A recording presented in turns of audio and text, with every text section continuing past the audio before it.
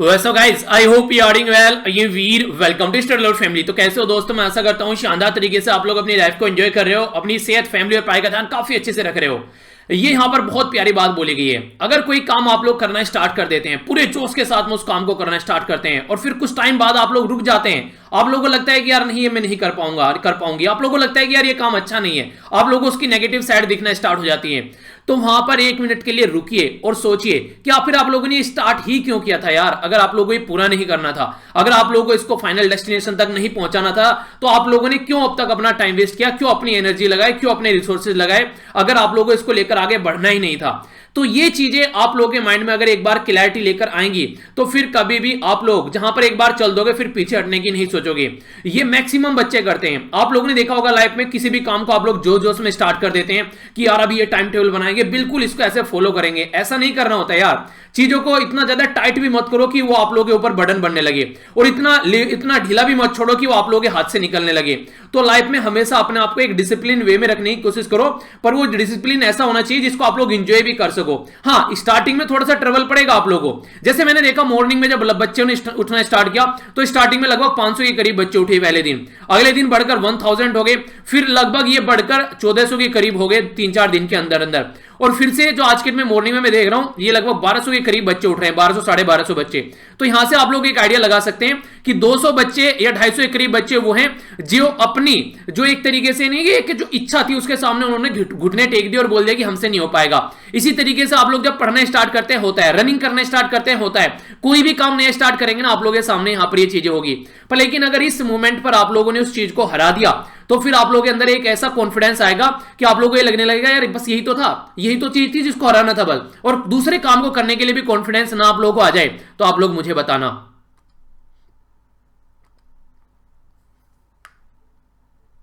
तो इसलिए जो काम स्टार्ट किया उसको फाइनल डेस्टिनेशन तक पहुंचाकर ही छोड़ना है। ओके, तो यहां पर है सी ऑफ जापान। आज आप लोगों का मैप बेस्ड क्वेश्चन है, जाकर इसको मैप में नहीं हारेगा। बाकी काफी कुछ शानदार डिस्कस करने के लिए है आज के द हिंदू न्यूज़पेपर में।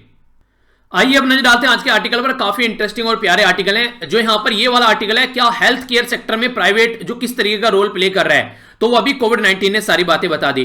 तो किस तरीके से अब यहां पर गवर्नमेंट को चीजों को आगे लेकर चलना चाहिए, ये यहां पर इस आर्टिकल में के बारे में डिस्कस करेंगे। क्या अकाउंटेबिलिटी रही यहां पर जो पॉलिटिकल लीडर हैं, क्या वो अपनी जो एक अकाउंटेबिलिटी थी कि हाँ हेल्थ सिस्टम को संभाल कर रखेंगे, अगर कोई क्राइसिस होगा तो क्या ये इसको संभाल पाए। तो डोनाल्ड ट्रंप की पिक्चर यहां पर दिखाई गई है। तो देखने को मिलेगा ऑल ओवर वर्ल्ड में हर एक लेवल पर कहीं ना कोई ऐसी कंडीशन देखने को मिलेगी जो घुटने टेकते हुए नजर आए कोविड-19 के सामने जो वर्ल्ड की गवर्नमेंट है। तो उसी के बारे में एक एनालिसिस किया गया है। तो हल्का सा ओवरव्यू इसके बारे में हम लोग लेंगे। इंसॉल्वेंसी एंड बैंक्रप्सी कोड को ठंडे बस्ते में डालने की कोशिश की जा रही है कोविड-19 के चलते, क्या ये सही है, तो इसके ऊपर नजर डालेंगे। और नॉन परफॉर्मिंग एसिड्स, इसके बारे में थोड़ा सा हम लोग नजर डालेंगे। अगर बात करें हमारी कंट्री में फॉर्म एक्ट के बारे में, यानी कि जो किसानों से रिलेटेड जो अभी जो एक्ट लेकर आए गए थे, तो सब प्रोटेस्ट यहां पर कर रहे हैं। तो उसी के बारे में कुछ इंपॉर्टेंट पॉइंट है। हालांकि कई सारे पॉइंट मैं ऑलरेडी डिस्कस कर चुका हूं, पर कुछ पॉइंट्स है जो आप लोग को पता होना चाहिए और थोड़ा सा आप लोगों का रिवीजन भी यहां पर हो जाएगा।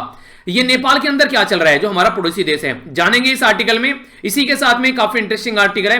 पेरिस क्लाइमेट एग्रीमेंट को 5 साल कंप्लीट हो चुके हैं, तो उसी का एक एनालिसिस यहां पर किया गया है। अब यहां पर कौन कौन सी कंट्री क्या क्या करना चाह रही है, तो उसके बारे में हम लोग यहां पर डिस्कस करेंगे। नाइजीरिया के अंदर ये क्या चल रहा है, तो इसको भी हम लोग जानेंगे। मैप पे देखेंगे नाइजीरिया कहां है। अगर कोई भी कंट्री, कोई भी लोकेशन अगर न्यूज में है, तो आप लोगों से एक रिक्वेस्ट है हाथ जोड़कर, उसको प्लीज आप लोग जाकर एक बार मैप में जरूर देखा कीजिए, ताकि एग्जाम में अगर कोई लोकेशन आती है तो आप लोग उसके बारे में थोड़ा बहुत जानते हो, उसके बारे में समझते हो कि कहां के बारे में बात की जा रही है। बिल्कुल ऐसा ना लगे कि यार एक तो सर के ऊपर से उतर गया। ठीक है, यहां पर ये कार्टून भी कोविड-19 के बारे में, और ये ओपन डेफिकेशन फ्री के बारे में ये बात की जा रही है कि किस तरीके से जो ओपन डेफिकेशन यानी कि खुले में जो शौच किया जाता है उसकी क्या कंडीशन है कंट्री में। तो ये एनालिसिस है जिसके ऊपर हम लोग नजर डालेंगे। तो ये है आज का कार्टून। आप लोग यहां पर देखते हैं क्या दिखाने की कोशिश की जा रही है कार्टून के द्वारा। इधर है कोविड-19 और इधर से किस तरीके से जो कंडीशन बनी हुई है उसको दिखाने की कोशिश की जा रही है, और राउंड 2 यहां पर स्टार्ट हो रहा है। तो इसके बारे में आप लोग यहां पर 40 से लेकर 50 शब्द लिखने की कोशिश कीजिएगा। तो देखता हूं कितने बच्चे इसको अच्छे से एक्सप्लेन कर पाते हैं। कोई टेंशन लेने की जरूरत नहीं है, आराम से देखिएगा जितना अच्छे से आप लोग एक्सप्लेन कर पाते हैं। और अगर खुद एक्सप्लेन नहीं कर पाते हैं तो दूसरों का देखिएगा जो एक्सप्लेन ऑलरेडी कर रहे हैं। ठीक है, एक और काफी इंपॉर्टेंट बात है। कई सारे बच्चे बोल रहे हैं कि सर एमसीक्यू की वीडियो देखिए। उसके लिए एक मैंने आप लोगों को टारगेट दिया है। अगर आप लोग इसको जितनी जल्दी कंप्लीट करेंगे, आप लोगों के हाथ में है कि एमसीक्यू की वीडियो आप लोगों की आएगी। जो मॉर्निंग में उठना चाहते हैं, आज के में लगभग 1250 के करीब बच्चे उठ रहे हैं। ठीक है, तो अगर ये टारगेट आप लोग जितनी जल्दी कंप्लीट करेंगे 5000 बच्चे मॉर्निंग में उठने हैं, यानी कि अगर एक बच्चा भी 4-4 बच्चों को उठाएगा तो ये 5000 का टारगेट कंप्लीट हो जाएगा। जिस दिन ये कंप्लीट हो जाएगा उसके अगले दिन ही आप लोगों की जो वीडियो है वो आ जाएगी, और ये जो वीडियो है इसमें आप लोगों का रिवीजन भी एक तरीके से होगा, ठीक है। तो इंटरेस्टिंग रहेगा, आप लोगों की प्रैक्टिस भी होगी, ईपीएफओ का भी एग्जाम आ रहा है, प्रीलिम्स भी आ रहा है। तो ये आप लोगों का टारगेट है, देखता हूं कितनी हिम्मत है आप लोगों के अंदर मॉर्निंग में उठने की। अगर ये कल ही कंप्लीट हो जाता है तो आप लोग की जो वीडियो है वो संडे से आप लोग की स्टार्ट कर दूंगा मैं। चलिए देखता हूं कितने जो लोग हैं इसको कंप्लीट करने के लिए आतुर रहते हैं, और रियलिटी में कितने लोग चाहते हैं कि रियलिटी में एमसीक्यू की वीडियो आए। देखिए बेसिक पर्पज इसका ये भी होता है, मान लीजिए मैंने ये एमसीक्यू की वीडियो स्टार्ट की और बहुत कम बच्चे उसको देख रहे हैं, और मैं कोई दूसरा अगर कोई इनिशिएटिव स्टार्ट कर रहा हूं उसको ज्यादा बच्चे देख रहे हैं, तो उसमें ज्यादा फायदा रहता है जिसको ज्यादा बच्चे देखते हैं। तो मैं आप लोगों का डेडिकेशन देखना चाहता हूं, कितना डेडिकेशन आप लोग इस वीडियो को लेकर, तभी मैं इसको स्टार्ट करूंगा, ठीक है। तो देखता हूं अगर मॉर्निंग में कल 4 से लेके 5 बजे के बीच में जो लाइव बच्चे हैं अगर उसमें 5000 आ जाते हैं तो फिर ये आप लोग का टारगेट कंप्लीट हो जाएगा। तो ये एक तरीके से चैलेंज की तरीके से इसको लेकर चलिए, तो देखता हूं कितने अच्छे से आप लोग इस चैलेंज को लेते हैं। आइए अब आर्टिकल देख लेते हैं, काफी इंटरेस्टिंग और इंपॉर्टेंट आर्टिकल है। उससे पहले आप लोगों के सामने क्वेश्चन भी है जो आप लोगों को अटेम्प्ट करना है। कोविड-19 ने एक काफी खतरनाक, एक आप लोग बोल सकते हैं कि खतरा, ये एक उजगार किया है, यानी कि सबके सामने रखा है कि प्राइवेट सेक्टर के ऊपर अगर आप लोग अपनी डिपेंडेंसी रखते हैं तो कितना खतरनाक आप लोगों के लिए साबित हो सकता है। यानी कि गवर्नमेंट ने हाथ पे हाथ धरकर बैठ गई, पूरा जो एक तरीके से जिम्मेदारी है, एक रेस्पॉन्सिबिलिटी है, वो प्राइवेट सेक्टर के ऊपर छोड़ दिया, और प्राइवेट सेक्टर ने क्या किया, अपनी जेब गर्म करना स्टार्ट कर दी, पैसे कमाना स्टार्ट कर दिया, गरीबों को लूटना स्टार्ट कर दिया। तो ये अब की बार यहां पर ये देखने को मिलेगा कि क्या ऑल ओवर वर्ल्ड में जिस तरीके से प्राइवेट सेक्टर के ऊपर डिपेंडेंसी है, और खासकर हमारी कंट्री में ये कितने हद तक सही है। मेनली फोकस अपनी कंट्री के ऊपर है, क्योंकि हमारी कंट्री में हेल्थ जो सेक्टर है उसकी जो हालत है वो काफी चरमरा चुकी है। आगे बढ़ने से पहले कुछ इंपॉर्टेंट बात है मैं आप लोगों को बता देता हूं एक बार हेल्थ के बारे में, जो कि डायरेक्ट आप लोगों से प्रीलिम्स वगैरह में क्वेश्चन बन सकता है। जो आज के डेट में हेल्थ है वो हमारी कंट्री में जो संविधान में अगर आप लोग उसको देखेंगे तो ये स्टेट लिस्ट के अंदर आता है। 7वें शेड्यूल में जब संविधान में आप लोग जाएंगे तो इसमें 3 लिस्ट है, सेंट्रल लिस्ट है, स्टेट लिस्ट है और कॉन्करेंट लिस्ट है। ये लिस्ट होती है जिसमें कुछ सब्जेक्ट लिखे होते हैं, जैसे कि हेल्थ लिखा हुआ है, तो इसका मतलब ये कि हेल्थ के ऊपर अब यहां पर जो स्टेट वो लॉ बना सकता है, ठीक है। तो इस तरीके से समझ सकते हैं। कम्युनिकेशन के बारे में बात की जाए सेंटर के अंदर है तो यहां पर ये इसके ऊपर लॉ बना सकता है, ठीक है। एजुकेशन के बारे में बात करें तो आप लोग ये बताइए एजुकेशन कौन सी लिस्ट में है। हमारी कंट्री में अभी नई एजुकेशन पॉलिसी लाई गई है तो कौन सी लिस्ट के अंदर है, तो ये काफी इंटरेस्टिंग है, आप लोगों को देखने को मिलेगा। एजुकेशन जो थी, पहले आंसर भी दे दिया कीजिए, जो क्वेश्चन पूछता हूं उसके बाद में आंसर देगा कीजिए, ठीक है। इससे आप लोग देखिए अपने आप को भी चेक करते रहेंगे टाइम टू टाइम। अगर उसके बारे में बात करें तो 42nd कॉन्स्टिट्यूशन अमेंडमेंट किया गया था हमारे संविधान में, तो उससे पहले ये कहां पर थी, स्टेट लिस्ट में थी, उसको हटाकर कहां पे ला दिया गया, कॉन्करेंट लिस्ट में ला दिया गया। तो आज की डेट में जो एजुकेशन है वो कॉन्करेंट लिस्ट में है। जब 1976 में इंदिरा गांधी जी के द्वारा ये एक्सपेरिमेंट किया गया, तो इसके चलते अब सेंटर के द्वारा नेशनल जो एजुकेशन पॉलिसी लेकर आएगी, ये हमारी कंट्री में तीसरी नेशनल एजुकेशन पॉलिसी थी। पहली लाई गई थी 1968 में, दूसरी लाई गई 1986 में, और तीसरी अब यहां पर लेकर आए 2020 में। तो नेशनल एजुकेशन सिस्टम को इंप्रूव करने की कोशिश हमारी कंट्री में की जा रही है, तो उसी के चलते यहां पर ये चीजें आप लोगों को देखने को मिली। एक और इंटरेस्टिंग बात यहां पर आप लोगों के सामने, जो रिसेंटली मैंने अभी आप लोगों को बताया, हेल्थ जो है वो स्टेट लिस्ट के अंडर आती है, और जो हमारा एजुकेशन सिस्टम है वो कॉन्करेंट लिस्ट के अंदर आता है। तो हेल्थ को भी कॉन्करेंट लिस्ट के अंदर लाने की बात की जा रही है, और ऑलरेडी रिकमेंडेशन दी गई थी हमारी कंट्री में, जो 15 फाइनेंस कमीशन है उसके द्वारा बोला गया था कि एजुकेशन को भी आप लोग हेल्थ जो है उसको भी आप लोग कॉन्करेंट लिस्ट में लेके आओ। 15 फाइनेंस कमीशन के जो चेयरमैन है वो फिलहाल अभी कौन है, वो है एनके सिंह जी। तो इंपॉर्टेंट क्वेश्चन आप लोगों से बन जाएगा। और फाइनेंस कमीशन जो अभी रिसेंटली अपॉइंट किया गया उसके द्वारा कुछ रिकमेंडेशन जो दी गई है, तो इसलिए इंपॉर्टेंट आप लोगों के लिए हो जाता है, एग्जाम में क्वेश्चन बन सकता है। तो खासकर जो 5 साल में कोई ऐसे इवेंट होते हैं तो उसके बारे में आप लोग जरूर याद रखिएगा, ठीक है। जैसे अभी मैंने आप लोगों से मॉर्निंग में डिस्कस किया था कि हमारी कंट्री में अगर सुभाष चंद्र बोस जी की जो बर्थ एनिवर्सरी के बारे में बात करें, चलिए क्वेश्चन बताइए बर्थ एनिवर्सरी कौन सी सेलिब्रेट की जा रही है और कौन उसके अध्यक्ष बनाए गए हैं। तो ये क्वेश्चन जो है डायरेक्ट आप लोगों से कई बार बन जाते हैं। अब आइए आर्टिकल के अंदर चलते हैं। तो हेल्थ आप लोगों को पता चल गया कहां पर आता है, स्टेट लिस्ट के अंदर आता है, तो इसका मतलब इसके स्टेट की रेस्पॉन्सिबिलिटी है। तो पार्लियामेंट्री स्टैंडिंग कमेटी जो है होम अफेयर के अंडर, उसके द्वारा बोला गया है कि पब्लिक हेल्थ एक्ट हमारी कंट्री में लेकर आया जाएगा। ये काम कब होता है, ये काम तब होता है अगर मान लीजिए कई सारे जो राज्य हैं वो ये बोले कि सेंटर को कि भैया यार इसके ऊपर कुछ काम काम कर दो, आप लोग कोई एक ऐसा लो लेकर आ जाओ जिसको हम लोग फॉलो कर सकें, तो फिर सेंटर जो है यहां पर काम करने के लिए तैयार हो जाता है। तो कई सारे राज्य अगर इस तरीके की मांग करते हैं। और खाद की डेट में अगर आज की कंडीशन को आप लोग ध्यान में रख के चलें तो कोविड-19 ने जो खस्ता हालत कर दी है आज के डेट में सबकी,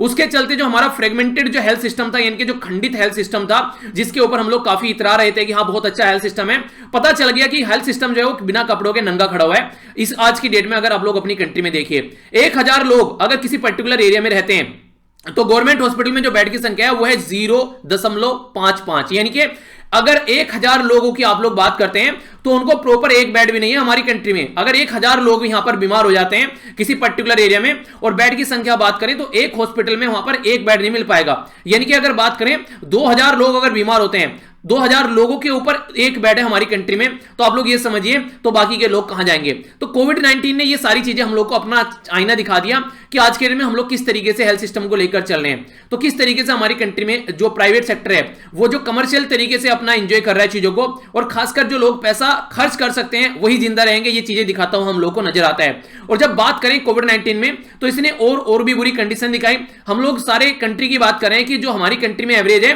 कि अगर 2000 आदमियों पर हमारी कंट्री में एक बेड आता है, गवर्नमेंट हॉस्पिटल के बारे में बात करें तो कहीं ना कहीं एक तरीके से गांव वाले एरिया में जाएंगे तो ये सिचुएशन और भी ज्यादा खराब हो चुकी है। गांव वाले एरिया में जो और भी ज्यादा यहां पर कंडीशन खराब है, खासकर जो अर्बन वर्कर थे, जब कोविड-19 की कंडीशन बनी सब बेचारे गांव में भाग कर आए वापसी, पर गांव में तो हेल्थ की सिस्टम और भी बुरी है यहां पर, तो इसकी वजह से यहां पर और कंडीशन खराब होती नजर आई। तो इसके चलते अपनी जान बचाने के लिए सिटीज से जो गांव में, पर लेकिन गांव में हेल्थ सिस्टम बिल्कुल भी अच्छी नहीं है। जिस तरीके से कंडीशन देखने को मिलती है, कोई भी गवर्नमेंट जो हॉस्पिटल में डॉक्टर है वो आज के डेट में गांव में काम करना पसंद नहीं करता है, क्योंकि गांव में जाकर रहेगा किसी पर्टिकुलर एरिया में, अब शहर में रहेगा तो अपनी फैमिली के साथ में रहेगा, अपनी लाइफ को एंजॉय कर पाएगा, गांव में रहेगा तो ऐसी जगह जाकर पढ़ना पड़ेगा, हो सकता है वहां इलेक्ट्रिसिटी भी ना हो, ठीक है, हो सकता है गांव की कंडीशन बड़ी ही खस्ता हो, वहां पर बैठने के लिए भी ढंग की फैसिलिटी ना हो प्रॉपर वे में, तो ऐसी सिचुएशन आप लोगों को देखने को मिलती है। तो यही वो चीजें हैं जो कहीं ना कहीं हेल्थ सिस्टम को हमारी एक सही डायरेक्शन नहीं दे पाती हैं। अगर पैनल के बारे में बात करें तो इसने बोला है कि एक तरीके से यहां पर कहीं ना कहीं फोकस जो होना चाहिए हमारी कंट्री में, जो प्रॉफिट के ऊपर फोकस रहता है ना, खासकर क्राइसिस, तो उसको टैकल करने की जरूरत है। यानी कि सामने वाला मर रहा है, सामने वाला बोल रहा है कि मुझे खून की जरूरत है, और आप लोग उसको बोल रहे हैं ठीक है खून तो मैं दिला दूंगा ये वाला, पर मुझे इसके बदले तुम्हें 50,000 रुपए देने पड़ेंगे। यानी कि वो बंदा मर रहा है, जो खून आप लोग यहां पर अगर प्राइस वैसे देखिए, जो खून 500 रुपए में मिल सकता है वो खून उसको इमरजेंसी में 50,000 रुपए में खरीदने को मिलेगा। यानी कि कहने का मतलब यहां पर किसी की मजबूरी का फायदा उठाना ये सबसे गंदी चीज है, कभी नहीं करना यार लाइफ में, कभी किसी की मजबूरी का फायदा मत उठाना। खासकर जब कोई आदमी मजबूर हो तो उस टाइम पर तो उसकी हेल्प कर देना, भले ही बाद में जब वो कंडीशन में उस टाइम से उससे कुछ फायदा ले लेना, पर लेकिन मजबूरी में फायदा मत उठाना। तो इसी के चलते जो हमारी कंट्री में कैशलेस जो हेल्थ इंश्योरेंस की बात की जाती है वो एक अच्छे लेवल पर होना चाहिए, पर लेकिन कंडीशन जो है वहां पर भी आप लोग एक तरीके से खस्ता नजर आएगी कि अगर आप लोगों की जो एज है वो लगभग 60 या 65 साल से ऊपर हो चुकी है तो आप लोगों का इंश्योरेंस नहीं होगा। इंटरेस्टिंग बात मुझे देखिए यहां पर क्या लगती है, यानी कि अगर आप लोगों की एज जो है वो 60-65 साल से ऊपर हो चुकी है तो आप लोगों का इंश्योरेंस नहीं होगा। यानी कि जिस एज में इंश्योरेंस की सबसे ज्यादा जरूरत पड़ती है उस एज में आप लोगों का इंश्योरेंस ही नहीं होगा। तो ये किस लिए किया गया? ये इसलिए किया गया ताकि जो इंश्योरेंस प्रोवाइड कराने वाली कंपनी है उनको नुकसान ना हो जाए, उनको फायदा मिलता रहे। तो इसीलिए वो कोशिश करते हैं कि इंश्योरेंस जो उससे पहले कराया जाए और बाद में जो होगा वो देखते रहेंगे। तो ये भी सोचने वाली बात है कि रियलिटी में हम लोग चल किसकी साइड रहे, ओनली प्राइवेट सेक्टर को फायदा हो जाए उसके ऊपर हमारा पूरा फोकस है। फोकस तो ये होना चाहिए यार, सबको हेल्थ मिलनी चाहिए, सबको यहां पर कवर करके चलना चाहिए। Being a citizen of India कम से कम ये तो उनको एक फायदा मिलना चाहिए, पर लेकिन जो मिसगाइडेड पॉलिसी है हमारी कंट्री में वो ढंग से ये चीजें जनता तक नहीं पहुंचाती है। और हम लोग बोलते हैं सस्टेनेबल डेवलपमेंट गोल, कहां से आएंगे यार सस्टेनेबल डेवलपमेंट गोल?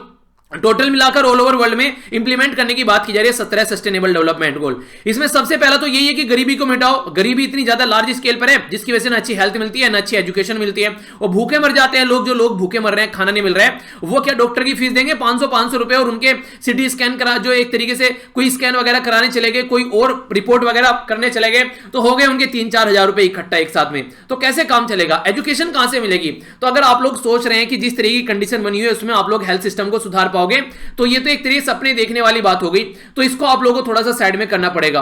तो इस तरीके से आज की डेट में जो राइट टू हेल्थ के बारे में बात करते हैं तो उसको प्रॉपर वे में इंप्लीमेंट करना पड़ेगा आप लोगों को, और खासकर ये नेशनल हेल्थ पॉलिसी ये राइट दे सकती है, तो इसके ऊपर फोकस देकर चलिए। और इसमें काफी इंपोर्टेंट जो है जो इंश्योरेंस रेगुलेटरी ऑथोरिटी, जो insurance regulatory development authority of India, जो कि ये देखती है हमारी कंट्री में इंश्योरेंस की कंडीशन कैसी है, ये जो मैक्सिमम लिमिट वाली है जो खासकर उन लोगों के लिए जिनको सबसे ज्यादा जरूरत है, उनको इंश्योर होना चाहिए, उनका इंश्योरेंस होना चाहिए, उनको इफेक्ट करती है, उसके ऊपर ही यहां पर ये कम से कम आप लोगों को चेंज करना पड़ेगा। क्योंकि ये तो वही बात हो गई कि एक तरीके से जिसको सबसे ज्यादा जरूरत है उसको चीजें नहीं मिल रही हैं और बाकी दूसरे को ले जाकर भर भर कर आप लोग दे रहे हैं। तो ऐसी कोई भी लिमिट नहीं होनी चाहिए, खासकर हेल्थ सेक्टर में तो बिल्कुल भी नहीं। और इसलिए कब होगा? ये तब होगा जब गवर्नमेंट यहां पर काम करेगी। टैक्स जो फंडेड सिस्टम अगर यहां से निकल कर आता है, देखिए आज की डेट में आप लोगों ने क्या किया, पार्लियामेंट, आप लोग की पार्लियामेंट की बिल्डिंग बना रहे हैं, आप लोगों ने बड़ी बड़ी तस्वीरें बना डाली, आप लोगों ने इतने लार्ज स्केल पर पैसा खर्च कर रहे हैं, पर लेकिन किन के लिए आप लोग कर रहे हैं? लोगों का मनोरंजन हो सके, लोगों को अच्छी फैसिलिटी मिल सके, लोगों को अच्छी चीजें देखने को मिल सके, कंट्री का माहौल में एक तरीके से अच्छी से सारी चीजें चल सके, और वही लोग जो हैं वो बीमार पड़े हुए हैं, उन्हीं लोगों की हेल्थ अच्छी नहीं है, तो किस तरीके से आप लोग उनको लेकर चलेंगे जिनके पास में ना हेल्थ है ना एजुकेशन है? तो सबसे बेसिक चीज जो है वो है हेल्थ, दूसरे नंबर पर वो है एजुकेशन, इसके बाद में कोई तीसरी चीज आनी चाहिए कंट्री के अंदर में, तभी जाकर इंसान जो है हमारी कंट्री में सही तरीके से अपनी जिंदगी को एंजॉय कर पाएंगे। तो गवर्नमेंट जो है अगर वो सिंगल होलसेल अथॉरिटी यहां पर रहेगी हेल्थ सिस्टम को लेकर, जो कि प्लानिंग कमीशन के द्वारा रिकमेंड भी किया गया था कि नेशनल रिफॉर्म के अंदर अगर आप लोग बात लेकर चलते हैं तो यहां पर होना चाहिए, क्या कि अगर कल को किसी पर्टिकुलर दवाई की आप लोग कॉस्ट अगर यहां पर डिसाइड करनी है तो कमर्शियल प्रेशर में ना आए, प्राइवेट के प्रेशर में आ जाते हैं। आप लोग क्यों लगता है कि आज के में बीड़ी, सिगरेट, दारू ये चीजें हमारी कंट्री में बंद क्यों नहीं होती है? इसलिए बंद नहीं होती है क्योंकि बहुत बड़ा रिवेन्यू जो है वो सेंट्रल गवर्नमेंट, वो स्टेट गवर्नमेंट के पास में आप लोग को जाता हुआ नजर आता है, जिसके चलते जो ये रिवेन्यू है इससे फायदा उठाया जाता है यहां पर जो गवर्नमेंट के द्वारा, और उसी के चलते यहां पर इनके ऊपर कोई प्रतिबंध नहीं लगाया जाता है। यानी कि आप लोगों ने देखा हो कोविड-19 के चलते सारी चीजें बंद थी, पर लेकिन शराब की दुकानें खोल दी गई। क्यों खोली गई? तो आप लोग समझ रहे हैं यहां पर, यानी कि उससे प्रॉफिट हो रहा है। तो पैसा एक ऐसी चीज आज के डेट में हो गई है जो कि आज के डेट में इंसान को कहां तक गिरा सकता है, इसकी कोई लिमिट नहीं है। तो इसलिए हम लोग को ये डिसाइड करना पड़ेगा कि कम से कम हेल्थ और एजुकेशन में हम लोग ये नहीं कह रहे कि फ्री प्रोवाइड करो, क्योंकि फ्री प्रोवाइड कराना भी चीजें कई बार लोगों को उसकी जो अहमियत है वो नहीं समझ पाता है, बर्बाद करता है। जैसे पानी को देख लीजिए, फ्री में मिल रहा है तो ये लगता है कि जितना चाहो उतना बर्बाद करो। हवा को देख लीजिए, फ्री मिल रही है तो ये लगता है कि जितना चाहो उसको बर्बाद करो। अगर इसके ऊपर भी थोड़ा सा कुछ टैरिफ लगा दिया जाए तो इंसान जो है, खासकर उनके लिए जो इस तरीके से जो चीजें बर्बाद करें जिनको लगता है फ्री में आ रहा है, तो एक रेस्पॉन्सिबल बिहेवियर यहां पर वो दिखा पाएंगे। तो इसी के चलते कई सारे एनालिसिस किए गए थे जब यहां पर बोला गया। इवन सिंगापुर के अंदर मैं आप लोगों को एक काफी आश्चर्यचकित करने वाला उदाहरण देता हूं। सिंगापुर के अंदर जब यहां पर यह पूछा गया कि आप लोगों को यूनिवर्सल बेसिक इनकम चाहिए, उसका मतलब यह होता है कि फ्री में आप लोगों को कुछ पैसे दिए जाएंगे ताकि जो बेसिक नीड है आप लोगों की जिंदगी की वो चलती रहे, आप लोग कम से कम मरे ना। तो यूनिवर्सल बेसिक इनकम के लिए मैक्सिमम जो लोगों ने, लगभग 80 से 90% लोगों ने मना कर दिया। उन्होंने बोला निठल्ले हो जाएंगे, कुछ भी काम नहीं करेंगे, तो ये नहीं होना चाहिए। तो इसको कहते हैं कर्मठ इंसान, जो अपने कर्म पर फोकस करता है। वरना मैक्सिमम अपनी कंट्री में पूछ लो, तुरंत सारे हाथ खड़े कर देंगे कि हाँ बिल्कुल मिलना चाहिए। क्यों मिलना चाहिए? अगर आप लोग इसको फ्री बोल रहे हैं कि आप लोगों को लग रहा है वो फ्री है, आप लोगों का ही पैसा वहां पर बर्बाद किया जा रहा है गवर्नमेंट के द्वारा, ऐसा आप लोग बोल सकते हैं। अगर किसी को खाना आप लोग 100 रुपए में दे रहे हैं, उसकी इस तरीके से इतना नहीं है कि वो 100 रुपए में खरीद सके, 5 रुपए में दो उसको, क्यों 100 में दे रहे हो आप लोग उसको? कम से कम 5 रुपए लो, उसकी जेब से पैसा जाएगा तो उसको लगेगा कि हाँ यार मैंने खुद से खरीदा है, कोई मुझे खैरात नहीं दे रहा है, पहली बात। दूसरी बात, वो पर्सन जो इसको एंजॉय करेगा वो सेटिस्फाई भी रहेगा और इसके साथ में उसको बर्बाद भी नहीं करेगा क्योंकि उसने पैसा देके इसको खरीदा है। तो आप लोग एक अफोर्डेबल हेल्थ केयर सिस्टम क्यों नहीं ला सकते अपनी कंट्री में, जब और सारे काम आप लोग कर सकते हैं? तो ये भी एक सोचने वाली बात है यहां पर। इसके बारे में आप लोग क्या सोचते हैं? अगर इस तरीके से हम लोग लेकर चलते हैं, फ्री में अगर दवाई दी जाती है तो पता चला कि फ्री में दवाइयां बांट रहे हैं, वो दवाइयां बर्बाद की जा रही है। हो सकता है वो दवाई बहुत ज्यादा इंपॉर्टेंट है किसी पर्टिकुलर पर्सन के लिए, पर दूसरे को उठा के दे दी। तो इस तरीके से नहीं होना चाहिए। भले उसकी कॉस्ट आप लोग 1 रुपया रखो, पर कॉस्ट जरूर रखो उसकी। फ्री में देने का मतलब है कि आप लोग उसकी अहमियत खत्म कर रहे हैं बिल्कुल एक तरीके से, खासकर उन लोगों के लिए। देखिए जिसको उसकी इंपॉर्टेंस है वो तो उसको लेकर चलेगा, पर लेकिन कुछ ऐसे लोग जिसको इंपॉर्टेंस नहीं है वो उसको बर्बाद करेंगे। तो इसलिए कुछ ना कुछ आप लोग वहां पर उनसे कॉस्ट इस तरीके से लेकर चल सकते हैं ताकि जो प्राइवेट सेक्टर के ऊपर जो उनकी डिपेंडेंसी है वो कहीं ना कहीं कम होती हुई नजर आए और उनकी लाइफ एक सही डायरेक्शन में चले। तो इसके चलते एक प्रॉपर कॉस्ट आप लोग डिसाइड कीजिए। दवाई जो है इतनी महंगी ना देकर अपने आप लोग डिसाइड कीजिए कि दवाई का प्राइस क्या होना चाहिए ताकि वो दवाई जो है वो लोगों तक प्रॉपर वे में पहुंचाई जा सके। तो ये चीज आप लोगों को सही करनी पड़ेगी। और इसी के साथ में जो भी प्रोक्योरमेंट किया जाता है सेंट्रल गवर्नमेंट के द्वारा या फिर कोई सेंट्रल अथॉरिटी के द्वारा, तो उसको भी आप लोग उसी तरीके से लेकर चलिए, ठीक है, ताकि खासकर उन लोगों के लिए जिनको बिल्कुल आप लोग मान लीजिए कोई ऐसे लोग हैं जो बिल्कुल सड़क पर बैठे हुए हैं, तो उनके लिए आप लोग इसको फ्री में प्रोवाइड कराइए। सबके लिए फ्री में अवेलेबल नहीं होना चाहिए, खासकर जो पे कर सकते हैं उनसे आप लोग कम से कम पैसा लीजिए। तो ये एक कहीं ना कहीं हमारी कंट्री का जो पैसा है वो सही डायरेक्शन में यूज किया जाएगा, क्योंकि जो टैक्स पे कर रहे हैं उनको एक तरीके से ये भी लगेगा कि हाँ हमारा जो टैक्स पे किया गया वो सही डायरेक्शन में यूज हो रहा है। तो इसके चलते आप लोग ये सारे काम कर सकते हैं, पर लेकिन टाइम बाउंड मैनर में आप लोगों को ये चीजें करनी पड़ेगी। क्योंकि अगर बात करते हैं हेल्थ के बारे में, अगर ये राइट बन जाता है, ठीक है, कोई इसके एक्सक्लूड इसको नहीं किया जाता है और स्टेट के द्वारा इसको इंप्लीमेंट किया जाता है, तो ये सही तरीका होगा हमारी कंट्री में हेल्थ सिस्टम को इंप्रूव करने का। तो ये है यहां पर एक तरीका। बाकी एक तरीके से जो प्राइवेट है यहां पर, वो भी एक तरीके से ऑप्शन रखना चाहिए, उसको बिल्कुल ऐसे नहीं कि खत्म कर रहे हैं। आप लोग अगर कुछ काम करना चाहते हैं तो आप लोग करिए, पर लेकिन इतना नहीं कि इसके ऊपर देश डिपेंडेंट हो जाए यहां पर, क्योंकि कोविड-19 ऑलरेडी यहां पर प्राइवेट सेक्टर के ऊपर जो डिपेंडेंसी है वो दिखा चुके हैं हमारी कितनी खतरनाक है। जहां जो टेस्ट थे वो 3-3 हजार के थे, वहां पर उनसे 10-10 हजार लूटे जा रहे हैं। जो टेस्ट 3-3 हजार के यहां पर एक तरीके से कैप रखा गया था। ये प्राइवेट सेक्टर हमेशा प्रॉफिट के ऊपर काम करता है। रिलायंस के बारे में मैंने आप लोगों को बताया था ना, मेट्रो रेल चलाई गई थी जो यहां पर एयरपोर्ट तक का, रिलायंस को नुकसान हो गया, छोड़ के भाग गया भाई साहब, क्योंकि उसको दिख रहा था कि प्रॉफिट रहेगा तो चीजें रहेंगी, तो प्रॉफिट के ऊपर काम करते हैं। तो इसीलिए बोला गया कि गवर्नमेंट को खर्चा करना पड़ेगा यहां पर। लगभग जो आज के दिन में 1% के करीब जीडीपी का खर्च किया जा रहा है, इसको लेकर 2.5% के करीब आओ, ताकि हमारी कंट्री में यूनिवर्सल बेसिक इनकम जो है वो प्रोवाइड कराई जा सके, यूनिवर्सली एक्सेस हो सके यहां पर बेसिक इनकम नहीं, सॉरी बेसिक हेल्थ जो प्रोवाइड कराया जा सके, और लोग जो हैं खासकर जो बीमार हैं, जिनको ये लगता है कुछ नहीं आगे पीछे ऊपर नीचे, उनको थोड़ी सी एक हेल्थ की सर्विस अच्छे लेवल पर आप लोग प्रोवाइड करा सकें। तो ये था कंप्लीट आर्टिकल। आई होप कि अब आप लोगों के माइंड में कोई भी डाउट नहीं होगा और इस क्वेश्चन का आंसर अब आप लोग अच्छे से कर पाएंगे। क्वेश्चन को जरूर अटेम्प्ट किया कीजिए अच्छे से। अगर आप लोग क्वेश्चन को अच्छे से अटेम्प्ट कर पाते हैं तो फिर आप लोग इसको लंबे समय तक याद रख पाएंगे। और कोई मां के पेट से सीख के नहीं आता यार, जो लिख रहे हैं उनका देखिए, अपना पढ़िए, थोड़ी देखिए क्या क्या चीजें किस तरीके से लिख सकते हैं, अरेंज करना स्टार्ट कीजिए, कुछ शब्द लिखना स्टार्ट कीजिए, आराम आराम से चीजें आएंगी। थोड़ा अपना बेसिक तैयार कीजिए। मैं उनको नहीं बोलता हूं जो फर्स्ट टाइम यहां पर लेक्चर देखते हैं, उनको बोलता हूं जो लगभग 3-4 महीने से लेक्चर देख रहे हैं, ठीक है। तो अपना कोशिश कीजिए, जो फर्स्ट टाइम देख रहे हैं वो दूसरे के क्वेश्चन पढ़िए, अपना कुछ रिव्यू दे सकते हैं तो रिव्यू दीजिए। तो ये चीजें आप लोग जरूर इंप्लीमेंट कीजिए। आइए अब आप लोगों को चलता हूं यहां पर नाइजीरिया के अंदर लेकर। नाइजीरिया में हम अशांति है नाइजीरिया के अंदर। आखिर ये अशांति क्यों है, आखिर ऐसा क्यों हो गया नाइजीरिया के अंदर? तो सबसे पहले आप लोग नाइजीरिया को देख लीजिए। तो यहां पर ई है हमारा गोला, तो ये है हमारी पृथ्वी, तो इसके ऊपर आप लोगों को देखने को मिलेगा हमारी कंट्री, ठीक है। तो यहां से अगर आप लोग आएंगे तो ई है नाइजीरिया, ठीक है। तो यहां से इसको थोड़ा सा जूम करके आप लोग देख लीजिए, ये है एग्जैक्ट लोकेशन। मैं आप लोगों को बोलता हूं, आप लोगों के पास में इंटरनेट हो तो उसका यूज कीजिए, सही कामों के लिए उसका यूज कीजिए कम से कम आप लोग, ठीक है। जो एक बार एग्जाम में सिलेक्शन ले लीजिए, उसके बाद में कोई नहीं पूछेगा यार क्या देख रहे हो, जो मन करे वो देखिए, मन लगाकर अपना, बस एक बार थोड़ा सा हिम्मत करके पढ़ लीजिए। नाइजीरिया अबूजा हो गई इसकी कैपिटल, एग्जैक्ट लोकेशन आप लोगों के सामने। थोड़ा सा इसको आप लोगों को यहां पर भी दिखा देता हूं, ये आप लोग इसको देख पाएंगे यहां पर एग्जैक्ट लोकेशन, ठीक है। तो ये हो गया नाइजीरिया, इसके अंदर 2 रिवर, एक तो हो गया यहां पर नाइजर रिवर, याद रख सकते हैं, और एक हो गया यहां पर बेन्यू, ठीक है। तो ये इसके बारे में याद रखेगा। इसी के साथ में यहां पर जो बात देखिए, ये पर्टिकुलर एरिया है, इसको बोला गया यहां पर ये बाइट ऑफ बेनिन। तो ये आप लोगों के सामने यहां पर बेनिन कंट्री जो पास में इसको ये करती है, इसके साथ में टच करती है। नेक्स्ट यहां पर बात की जा रही है, ये हो गया चैड, तो ये हो गया लेक चैड, ठीक है। यहां पर हो गया नाइजर, इसके जस्ट ऊपर आप लोग यहां पर इसको देख सकते हैं। तो ये कंट्री है, इसकी जो करेंसी है ये है नाइजीरियन नायरा। अगर बात करें, अबूजा हो गई कैपिटल, और वेस्ट अफ्रीका के अंदर कंट्री है नाइजीरिया, और ये हो गया इसका फ्लैग। इसके अंदर क्या प्रॉब्लम आज के में चल रही है तो उसके बारे में थोड़ा सा जानते हैं। देखिए काफी लंबे समय तक यहां पर एक रस्साकसी चलने के बाद में नाइजीरिया के अंदर डेमोक्रेसी आई, पर लेकिन वो डेमोक्रेसी है ये संभल नहीं रही है। आप लोगों ने बोला है, कई बार आप लोगों ने सुना कुत्ते को घी हजम नहीं होता है, तो वो कंडीशन यहां पर देखने को मिलती है। अगर किसी पर्टिकुलर पर्सन जो है वो एक तरीके से ऐसे कैटेगरी का पर्सन है कि उसको कुछ अच्छी चीजें देने को मिल जाए तो उसको वो चीजें हजम नहीं होती है। कई बार वो उसको लगता है कि फ्री में मिल गई है, क्या चल रहा है इसको, तो उसको एंजॉय करना स्टार्ट कर देता है। आज की डेट में ये कई सारी कंट्री में आप लोगों को देखने को मिलेगी। सेम कंडीशन हमारे पड़ोसी देश नेपाल में, उसके बारे में भी बात करूंगा आप लोगों से। अभी क्या हुआ, नाइजीरिया के अंदर काफी खतरनाक ग्रुप है जिसका नाम आप लोगों ने सुना होगा बोको हराम, ठीक है। बोको हराम कहां पर है, ये नाइजीरिया के अंदर एक काफी खतरनाक ग्रुप है। तो लगभग यहां पर बहुत सारे बच्चों को यहां पर अभी स्कूल जो बॉय थे उनको गिरफ्तार के उनको अपहरण कर लिया गया, अबडक्शन उनका कर लिया गया।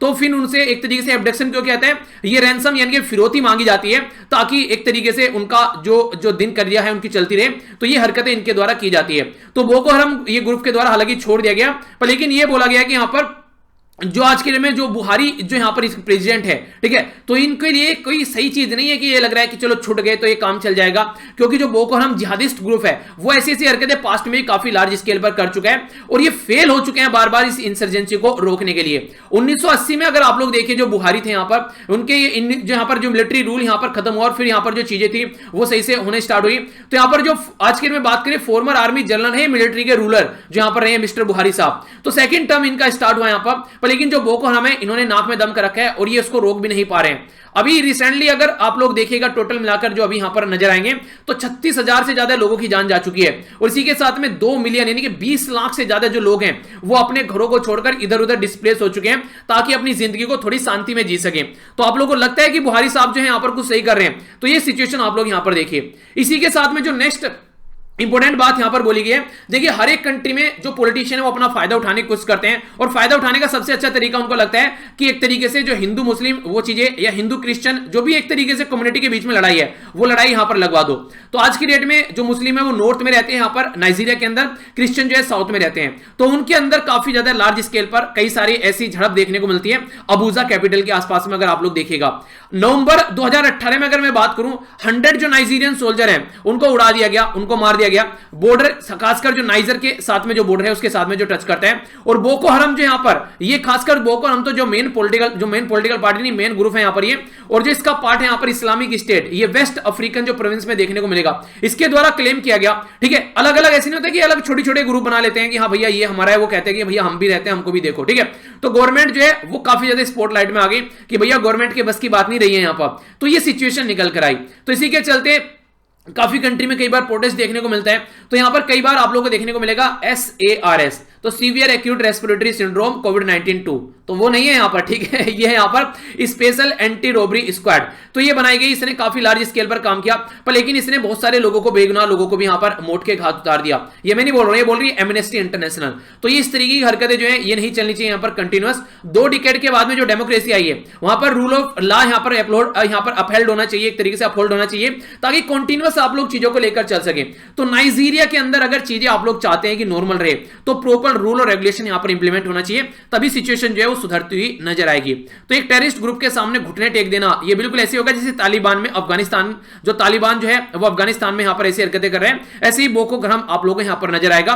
तो देखिए ये कैसी कंडीशन है, आप लोग सोचने की कोशिश कीजिए एक बार। एक ऐसा ग्रुप जो यहां पर पूरी, अफगानिस्तान के बारे में बात करूं, एक ऐसा ग्रुप यहां पर जो लंबे समय से लाखों लोगों को मोट के घात उतार चुका है, और वो गवर्नमेंट को घुटने के बल टिका रहा है। और पता है क्या कह रहा है, अब गवर्नमेंट को ये कह रहा है कि मैं भी एक पॉलिटिकल पार्टी बनूंगा। यानी कि वो जो ग्रुप जिसने अब तक लोगों को मारा है, लोगों को मोट के घात उतारा है, वो यहां पर अगर आकर कल को पार्लियामेंट में जाकर बैठेंगे और वो एक्ट बनाएंगे यहां पर पार्लियामेंट के अंदर, तो वो लोग जो आज की डेट में खुद एक्ट को जो फॉलो नहीं करते हैं वो एक्ट बनाएंगे। तो सोचिए कि उसके अंदर किस तरीके से लोग जो है वो रह पाएंगे। और ये कहीं ना कहीं उन लोगों के लिए एक तरीके से मोटिवेशन का सोर्स बनेगा जो दूसरी कंट्री में छोटे छोटे ग्रुप हैं। उनको ये लगेगा यार यहां पर ये काम अगर अफगानिस्तान के अंदर तालिबान कर सकता है तो हम भी यार ये हरकतें कर सकते हैं। तो वो वाली सिचुएशन क्रिएट होती नजर आएगी। तो ये सारी कंडीशन आप लोगों को अंडरस्टैंड करनी पड़ेगी। थोड़ा सा जब आंसर राइटिंग लिखते हैं तो वहां पर ये इस तरीके के पॉइंट आप लोगों को मेंशन करने पड़ेंगे। जिनको लगता है ना फालतू की बातें हैं उनको समझ में आएगा। एथिक्स के अंदर जब जाओगे आप लोग, ये इस तरीके के क्वेश्चन आप लोगों से पूछे जाते हैं कि एथिकल पॉइंट ऑफ व्यू से आप लोग क्या सोचते हैं, क्या सही है क्या गलत है, आप लोग ये विचार देखे जाते हैं और फिर विचार जो है वहीं पर वो दम तोड़ देते हैं। तो इसलिए अपना खुद का भी एक वो नहीं कहते कि ओपिनियन आप लोगों का होना चाहिए किसी पर्टिकुलर चीज को लेकर, तो उसको भी तैयार करने की कोशिश जरूर करो ताकि अगर क्वेश्चन भी पूछे जाए तो उनका आंसर आप लोग अच्छे से दे सको। नेक्स्ट यहां पर जो बात की जा रही है क्लाइमेट चेंज के बारे में। क्लाइमेट चेंज, जलवायु परिवर्तन। जलवायु परिवर्तन कुछ ऐसी हुआ करती थी हमारी पृथ्वी और आज के डेट में ऐसी हो गई है। आज की डेट में ये ऐसी हो गई किसकी वजह से? मैक्सिमम जो रीजन है यहां पर वह एंथ्रोपोलॉजिनिक जो एक्टिविटी होती है, एंथ्रोपोजेनिक यानी कि जो इंसानों के द्वारा की गई हरकतें हैं उसकी वजह से हमारी पृथ्वी की ये खस्ता हालत आज की डेट में हो गई है। तो इसी के बारे में यहां पर कुछ बातें डिस्कस की जा रही है। 12 दिसंबर को अभी 5 साल पूरे हो गए यहां पर जो पेरिस एग्रीमेंट आया था। पेरिस एग्रीमेंट जो आया था यहां पर ये उसको 5 साल कंप्लीट हो चुके हैं। 12 दिसंबर को 2015 में इसकी नींव यहां पर रखी गई थी। ठीक है, तो उसी के बारे में यहां पर बात की जा रही है। 2015 में क्या, वैसे तो 16 में रखी गई थी अगर देखा जाए तो टोटल मिलाकर यहां पर 5 साल इसको कंप्लीट हो रहे हैं। ऐसी कोशिश की जा रही है। अगर देखा जाए एग्जैक्ट अगर आप लोगों से टाइम पूछ जाए पेरिस क्लाइमेट एग्रीमेंट का, याद है किसी को? जो डेट बताने जा रहा हूं थोड़ी सी याद रख लीजिएगा क्योंकि मैंने देखे कई सारे जो पीसीएस हैं उसके अंदर इस तरह के क्वेश्चन पूछे जाते हैं, जो स्टेट के अंदर क्वेश्चन पूछे जाते हैं कि आरटीआई की एग्जैक्ट डेट पूछ ली गई थी। ठीक है, तो क्लाइमेट चेंज को लेकर काफी सारे मुद्दे न्यूज में, तो आप लोगों से डायरेक्ट डेट भी पूछ ली जाती है। तो अगर बात करें जो पेरिस क्लाइमेट एग्रीमेंट था, जो पेरिस में कॉन्फ्रेंस ऑफ पार्टी थी 21, उस टाइम पर यहां पर ये पिक्चर में कॉन्फ्रेंस ऑफ पार्टी 21 थी यहां पर। इसके चलते ये 12 दिसंबर 2015 को यहां पर बेसिकली ये जो अडॉप्ट किया गया था, पर लेकिन जो इसको इंप्लीमेंट किया गया वो किया गया था 4 नवंबर 2016 को। ठीक है, तो यहां पर ये इसके बारे में याद रखिएगा। यानी कि 5 जो बेसिकली बात की जाए 12 नवंबर 2015 में तो इसको फोर्स में लाए गए, तो उसके बेस पर देखिए तो 5 साल कंप्लीट हो चुके हैं। तो जिस दिन इनफोर्स में आया एक तरीके से जो इसको एक तरीके से अडॉप्ट किया गया उस दिन की बात की जा रही है। ठीक है, ना कि जिस दिन इनफोर्स किया गया 16 में। तो ये कंफ्यूजन आप लोगों के माइंड में नहीं होना चाहिए। तो ये एक क्वेश्चन है जो कि आप लोगों से पूछ लिया जा सकता है एग्जाम में। ठीक है, अब आगे बात करता हूं। अभी देखिए यूरोपियन जो यूनियन है, यूरोपियन यूनियन में ब्रेक्जिट होने के बाद में 27 मेंबर रह गए। टोटल मिलाकर आप लोगों से पूछूं, टोटल मिलाकर 28 मेंबर थे। अच्छा एक क्वेश्चन आप लोग बताइए, 28 मेंबर में से 27 अगर आज की डेट में मानते हैं कितने मेंबर ऐसे हैं जो यूरोपियन यूनियन की जो करेंसी है यूरो वो उसको यूज करते हैं, ये इसका सिंबल, ठीक है, जो उसको यूज करते हैं। तो क्लाइमेट जो एम्बिशन समिट 2020 उसमें काफी सारी कंट्री के द्वारा बोला गया कि नेट एमिशन जीरो करेंगे आने वाले टाइम में और सेफर वर्ल्ड बनाएंगे यहां पर, ताकि जो हमारे ग्रैंड चाइल्ड है आने वाले टाइम में उनके लिए हम लोग कुछ छोड़कर जा सके, हमारे आने वाली जो जनरेशन है, यानी कि जैसे हमारे पूर्वजों ने हमको एक सेफ अर्थ दी है अपने आप को, अपनी लाइफ को एंजॉय करने के लिए, कम से कम हम भी अपने आने वाले बच्चों के लिए कुछ ऐसा करके जाएंगे। तो ये यहां पर टारगेट है। दिसंबर 2019 में यूरोपियन यूनियन जो कमीशन है उसके द्वारा बोला गया कि यूरोपियन ग्रीन डील के तहत वो एक न्यू ग्रोथ मॉडल लेकर आएंगे, एक नया रोड मैप लेकर आएंगे, जिसके चलते वो क्लाइमेट जो एक तरीके से अचीव करेंगे न्यूट्रलिटी। तो इनका ये टारगेट यूरोपियन यूनियन का कब तक का है, 2050 तक का, और चाइना ये टारगेट कब तक लेकर चल रहा है, 2060 तक का, ठीक है। तो ये भी याद रखिएगा।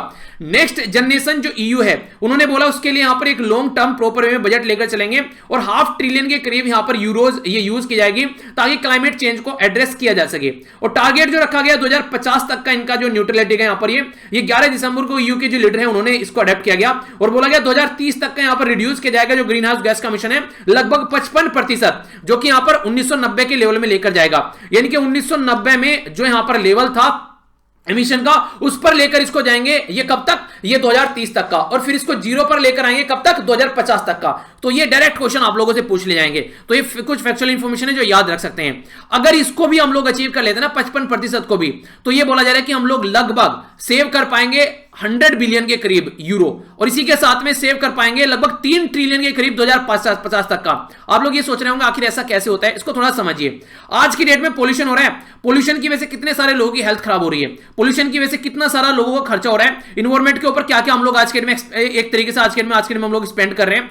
तो ये सारा जो भी हरकतें चल रही है ये सारी हम लोग कहीं ना कहीं खर्चा कर रहे हैं, पोल्यूशन की वजह से यहां पर ये हरकतें देखने को मिल रही है, ठीक है। तो इसके चलते से पोल्यूशन हो रहा है, उसके वजह से किसानों को बोल रहे हैं खेतों में पॉली न जलाओ, तो उसके चलते किसानों को हैप्पी सीडर जैसी मशीन दी जा रही है, ठीक है, और भी कई सारे उनके लिए हेल्प किए जा रहे हैं, उसके लिए खर्चा करना पड़ रहा है। तो अगर हम लोग ऑलरेडी पोल्यूशन को कंट्रोल कर पाते हैं तो ये सारे खर्चे नहीं करने पड़ेंगे। तो इनडायरेक्ट वे में बोले तो ये बिल्कुल ऐसे जैसे घर से अगर आप लोग बाहर निकलते हैं तो इलेक्ट्रिसिटी के जो स्विच वगैरह है उनको बंद करके चलिए, क्योंकि आप लोग एक तरीके से बिजली सेव नहीं कर रहे हैं, बिजली बचा रहे हैं, वो सेव नहीं कर रहे हैं, बना रहे हैं एक तरीके से। मतलब जो बिजली आप लोगों ने बचा ली वो आगे कोई और यूज करेगा उसको, तो इसका मतलब क्या हो गया, इनडायरेक्ट वे में तो आप लोगों ने बना ली ना, वो बचाने का मतलब ये हो गया कि बना ली, अगर खर्च कर देते तो खत्म हो जाती, अब आप लोग कोई और यूज कर पाएगा इसको, वरना कोई और बनाकर नई बिजली इनको देनी पड़ती। तो ये तरीका होता है। तो इस तरीके से यहां पर ये जो आज की डेट में अगर 2030 तक का ये 100 बिलियन और 2050 तक का ये लगभग 3 ट्रिलियन के करीब यहां पर यूरो जो है वो सेव कर पाएंगे। अच्छा, 1 यूरो में अगर बात करें कितने रुपीज होते हैं ये आप लोग बताइए आज के डेट में। जैसे डॉलर के बारे में बात करते हैं तो लगभग 72 से 74 तक घूमता रहता है, ठीक है, 70 नॉर्मली मान लेते हैं। एक अप्रोक्सीमेशन में अगर यूरो के बारे में बात करें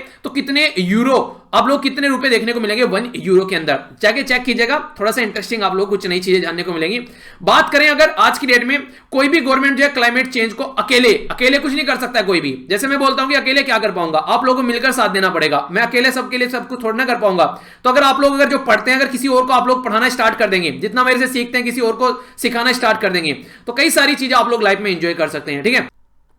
इंटरेस्टिंग बात यहां पर यह कि कोई अकेला कुछ नहीं कर सकते यहां पर लेकिन अगर मिलकर काम करें तो ऑल ओवर वर्ल्ड में हम लोग सब मिलकर इस चीजों को सुधार सकते हैं। तो ये एक अच्छा तरीका आप लोग यहां पर बोल सकते हैं। इंडिया जो है वो की प्लेयर है यहां पर, अगर ग्लोबल लेवल पर आप लोग बात करें, जिस तरीके से हम लोगों ने आज के डेट में ऑल ओवर वर्ल्ड में जो विंड एनर्जी है, सोलर एनर्जी है, उसमें काफी बड़ा रोल प्ले किया है। तो आने वाले टाइम में वर्ल्ड के साथ मिलकर अगर हम लोग काम कर सकते हैं तो हम लोग काफी अच्छी सी चीजों को लेकर चल सकते हैं। और यूरोपियन यूनियन और इंडिया है वो फुल्ली एक तरीके से एक कमिटेड है जो पेरिस एग्रीमेंट को इंप्लीमेंट करने के लिए। तो डोनाल्ड ट्रंप की तरह नहीं है कि छोड़कर निकल लिए, ठीक है, तो वो चक्कर नहीं है यहां पर। तो इंडिया के बारे में अगर आज के डेट में आप लोग बात करते हैं तो ये फ्लैगशिप इनिशिएटिव है यहां पर, जिसके चलते इंटरनेशनल सोलर अलायंस ये आप लोगों को देखने को मिला। हमारी कंट्री में एक लौता ऑर्गेनाइजेशन ऐसा है जिसका हेडक्वार्टर इंडिया के अंदर है। कहां पर है, गुरुग्राम के अंदर, ठीक है, गुड़गांव जिसको आप लोग बोला करते थे। इसी के साथ में यहां पर बात की जाए coalition for disaster resilience infrastructure के बारे में बात करते हैं कि कल को कोई ऐसी दुर्घटना होती है तो मिलकर सब लोग काम कर सकते हैं। लीडरशिप ग्रुप के बारे में बात की जा रही है यहां पर, इंडस्ट्री जो एक तरीके से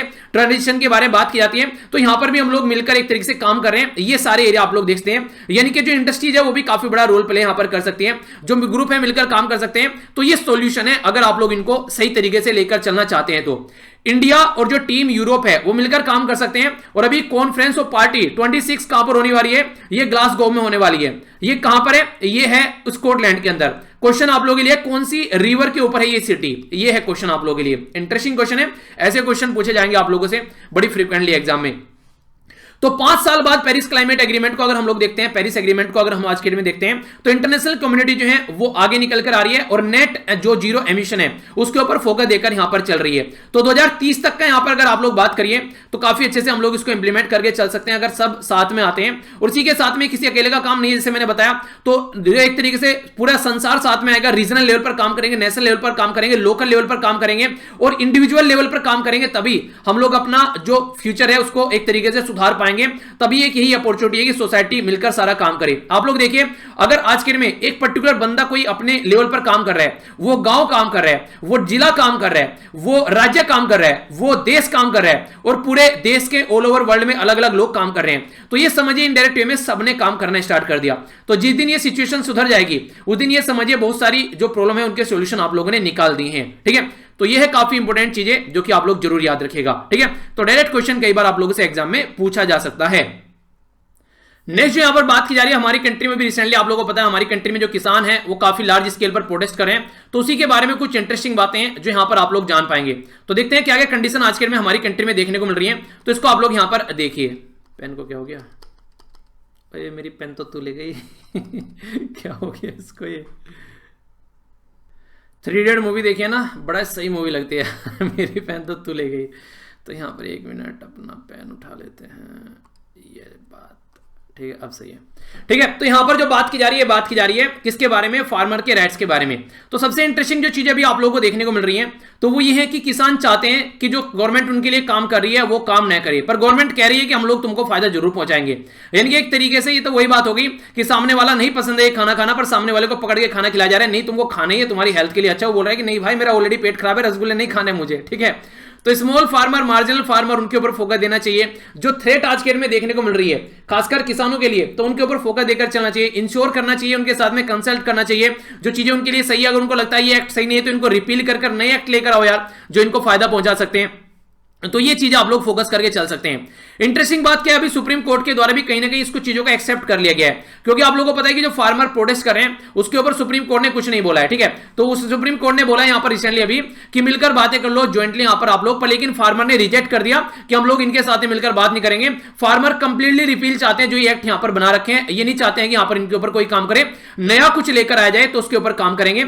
और सुप्रीम कोर्ट ने जो यहां पर देखा है, एक बात बोली सुप्रीम कोर्ट ने जब यहां पर कि मिलकर बात कर लो, तो सुप्रीम कोर्ट भी कहीं ना कहीं एक्सेप्ट कर रहा है कि भैया जो फार्मर प्रोटेस्ट कर रहे हैं वो अपनी जगह सही है। तो सुप्रीम कोर्ट भी कहीं ना कहीं एक्सेप्ट कर रहा है, इसलिए सुप्रीम कोर्ट ने कोई इंटरफियर इसके अंदर नहीं किया कि किसानों को यहां से हटाओ, ये प्रोटेस्ट क्यों कर रहे हैं। तो इसलिए एक तरीके से मोरल विक्ट्री यहां पर जो किसानों की, ये किसानों के रिप्रेजेंटेटिव यहां पर बोल रहे हैं। जो डिमांड है यहां पर रिपील करने की मेनली वो देखिए प्राइवेट मार्केट बनाने की कोशिश की जा रही है। प्राइवेट मार्केट कहां तक, जो मंडी है उसके बाहर। और सबसे इंटरेस्टिंग बात क्या है, यहां पर कॉन्ट्रैक्ट फार्मिंग की बात की जा रही है विदाउट गवर्नमेंट रेगुलेशन, यानी कि कॉन्ट्रैक्ट कर लेंगे कल को कोई प्राइवेट कंपनी किसानों के साथ में कि भैया आप लोग खेतों में ना ये आलू उगाओ और फिर हम लोग इनको यूज करेंगे चिप्स बनाने के लिए, और पता चला बाद में कॉन्ट्रैक्ट में कुछ गड़बड़ होती घूम रही है। तो यहां पर सबसे बुरी कंडीशन किसानों को झेलनी पड़ेगी। गवर्नमेंट तो अपने हाथ उठा लेगी भैया हम लोग इसका पार्ट नहीं, अपने आप सुलटो, ये तुम्हारा मामला है। ठीक है, तो वो सिचुएशन समझनी पड़ेगी। और ये काफी बुरी बात आप लोग बोल सकते हैं। आप लोगों को याद होगा कि कई बार यहां पर अगर चीजें मार्केट में खत्म होने लगती हैं तो लोग टूट पड़ते हैं कि पता नहीं कल को ये मिलेगी या नहीं मिलेगी। एक बार जो नमक की थैली है जो 20-30 रुपए की आती है 500 रुपए की बेची गई, ये बोला गया कि नमक जो है वो नहीं देखने को मिलेगा। तो इसी के चलते अगर कोई आप लोग इकट्ठा सामान करके रख लेते हैं तो कोई लिमिटेशन नहीं आप लोगों के ऊपर, और जितने लंबे समय तक आप लोग इकट्ठा करके रख सकते हैं, गेहूं, चावल, जो चीनी, ये प्याज, जो आलू, टमाटर, ये सारी चीजें आप लोग अगर इनको रखना चाहते हैं सेव कर तो आप लोग इनको रख सकते हैं। कोई आप लोगों को पूछने नहीं आएगा कितने लंबे समय तक आप लोग ने रख रखे हैं। तो जब भी लगेगा इनको कि मार्केट में प्राइस कम चल रहा है, किसानों से खरीद कर लेकर आए गेहूं को 5 रुपए किलो के हिसाब से, मार्केट में इनको बेच रहे हैं मान लीजिए वो 50 रुपए किलो के हिसाब से, मान लीजिए मार्केट में वो 30 चल रहा है, तो ये क्या करेंगे, इकट्ठा कर लेंगे स्टॉक को और फिर मार्केट में निकालेंगे। जब प्राइस बढ़कर 50 हो जाएगा तब थोड़ा थोड़ा निकालना स्टार्ट करेंगे। तो ऐसी अगर जुगलबंदी यहां पर बन जाती है इन लोगों की तो फिर किसान कहां जाएंगे, तो उसके बारे में चीजें हम लोग को सोचकर चलनी पड़ेगी। तो इसीलिए किसान यहां पर जो बोल रहे हैं, एक तो ट्रेड एरिया, दूसरा ट्रेडर डिस्प्यूट रिजोल्यूशन और मार्केट फी, इनके ऊपर काम करने की बात कर रहे हैं। जो 3 एक्ट यहां पर ये लाए गए हैं, कहता farmer produce trade and commerce जो प्रमोशन एंड फैसिलिटेशन एक्ट है, फार्मर इंपावरमेंट, इसी के साथ में protection agreement on price assurance and the farmer service जो फार्म सर्विस एक्ट है, ये इसेंशियल कमोडिटी एक्ट है 2020, तो इनको रिपील करने की बात यहां पर किसानों के द्वारा की जा रही है। और दूसरा सब्सिडी को भी लेकर काफी टेंशन में चल रहे हैं बेचारे की, पता नहीं सब्सिडी के साथ में लोग क्या करेंगे। तो ये कुछ चिंताएं हैं जो फार्मर की है, इनको सॉल्यूशन निकालो और लाइफ को एंजॉय करो। तो सॉल्यूशन निकालो और लाइफ झिंगाला। तो देखते हैं कब तक यहां पर चीजें चलती रहती हैं। पर सबसे जो बुरी चीज लग रही है ना दिल से, आप लोग ये देखिए आज की डेट में किसान प्रोटेस्ट कर रहे हैं और किसान की जिंदगी कैसे कट रही है, खासकर इतनी कड़ाके की सर्दी में। तो ये गवर्नमेंट जो है उनके कामों पर जू नहीं रेंग रही है। तो ये थोड़ा सा चीजों को सुधारने की कोशिश करना चाहिए कम से कम, जो कि काफी ज्यादा जरूरी है। ये जो न्यूज है यहां पर ये बात करिए इंसॉल्वेंसी एंड बैंकरप्सी कोड के बारे में। इंसॉल्वेंसी एंड बैंकरप्सी कोड को दिवालिया और दिवालियापन संहिता ये बोलते हैं, 2016 में इसको लाया गया था सामने। तो इसको फिलहाल क्या किया गया, इसको अभी फिलहाल ठंडे बस्ते में डाला जा रहा है। कब तक का, ये 31 मार्च 2021 तक का। रीजन क्या है, आप लोगों को पता है कोविड-19 की कंडीशन काफी लार्ज स्केल पर देखने को मिल रही है। तो उसके चलते यहां पर जो फायदा पहुंचाने की कोशिश की जा रही है जो भी यहां पर जो कंपनीज है, ताकि उनके सर पर यह तलवार न लटकती रहे, तो इसको तलवार को हटाने की कोशिश की जा रही है। तो जो डिसीजन यहां पर और क्या क्या बेनिफिट होते हैं आप लोगों को पता है। खासकर आज की डेट में अगर इंसॉल्वेंसी एंड बैंकरप्सी कोड के बारे में बात करें तो यहां पर जो एमएसएमईज हैं एक तरीके से जो प्रोसीजर में इन्वॉल्व रहती हैं उनके ऊपर फोकस किया गया था। इसी के साथ में जो होम ओनर है, ठीक है, उनको फाइनेंशियल क्रेडिट के तरीके से देखा गया। मान लीजिए आज के दिन में आप लोग कोई घर खरीदना चाहते हैं और घर खरीदने के लिए आप लोगों ने जो फ्लैट खरीदना है आप लोगों या घर कोई खरीदना है, आप लोगों ने क्या किया, उसको 25 लाख रुपए दे दिया। टोटल उसकी जो वैल्यू है वो है 60 लाख रुपए फ्लैट की। तो ये 25 लाख रुपए जो है इनको ऐसा नहीं माना जाएगा कि आप लोगों ने उनको एक तरीके से बस वैसे ही पड़े रहेंगे। तो फाइनेंशियल क्रेडिटर की तरीके से उसको देखा जाएगा जो ओनर इस तरीके से देता है पैसा। वोटिंग स्ट्रक्चर में भी चेंज करने की बात की गई थी। एलिजिबिलिटी अगर बात करें यहां पर change in eligibility for building, तो उसके चलते अगर इंप्रूव करना है तो देखिए सारी चीजें क्यों थी। अगर कल को क्या करते हैं, एनपीए कई सारे देखने को मिलते हैं। बैंक से आप लोग पैसा लेकर आए और बैंक से पैसा लेकर आए उसको उड़ा दिया, वो आप लोग जो पैसा लेकर आए वो तो दूर की बात है, आप लोग इंटरेस्ट तो दूर की बात है, मूल भी नहीं दे रहे हैं उसका। बैंक रोता घूम रहा है कि भैया पैसा लेकर गए थे, पैसा बर्बाद हो गया, क्या करें। तो बैंक से तो जिसने पैसा रखा है वो तो अपना पैसा लेकर जाएंगे बैंक में से, पर लेकिन बैंक ने जिनको उधार दे रखा है उसका क्या। तो इसके चलते सुधारने की कोशिश की जा रही है ताकि ईज ऑफ डूइंग बिजनेस भी सुधरे हमारी कंट्री में। इसी के साथ में जो ईजियर हो जो रिकवर इन्वेस्टमेंट है। और नेक्स्ट यहां पर जो एक तरीके से प्रमोट करने की कोशिश की जा रही है रिजोल्यूशन ओवर द लिक्विडेशन। एक तरीके से मार्केट में अगर पैसा रहेगा तो डिमांड एंड सप्लाई मेंटेन रहेगी, तो उसके ऊपर फोकस किया जाता है। और सबसे बड़ा जो मुद्दा यहां पर वो एनपीए यानी कि नॉन परफॉर्मिंग एसेट, यानी कि जो लोग पैसा लेकर भाग जा रहे हैं उनका क्या किया जाए। तो ये कई सारे ऐसे मुद्दे थे जिसके चलते इंसॉल्वेंसी बैंकरप्सी कोड लाया गया था कि ताकि एनपीए को रोका जा सके। पर गवर्नमेंट ने बोला कि एनपीए के चक्कर में इकोनॉमी जो है वो काफी बुरी हालत में चल रही है। कुछ दिन के लिए एनपीए वनपीए को भूल जाते हैं और फोकस करते हैं कि कंट्री की जो रिकवरी है वो कैसे लेकर आनी है अच्छे से। एक और इंपॉर्टेंट बात देखिए, अगर कंट्री की इकोनॉमी मान लीजिए यहां पर थी, वो गिरकर यहां पर आ गई, ठीक है, अब फिर ये यहां पर ऐसे चलेगी, इसको कहते हैं वी शेप इकोनॉमी, यानी कि एक तरीके से किसी रीजन की वजह से थोड़ा स्लो डाउन हुआ और फिर यहां पर पहुंच गई। पर लेकिन कंट्री की कंडीशन कैसी बनी है, वो ऐसी नहीं है कि ऐसे पड़ी और ऐसे उठ गई, ये ऐसे चल रही है, यहां से पड़ गई अब ऐसे चली, फिर ऐसे फिर ऐसे फिर ऐसे फिर ऐसे फिर ऐसे, तो ये काफी खस्ता हालत हो जाती है।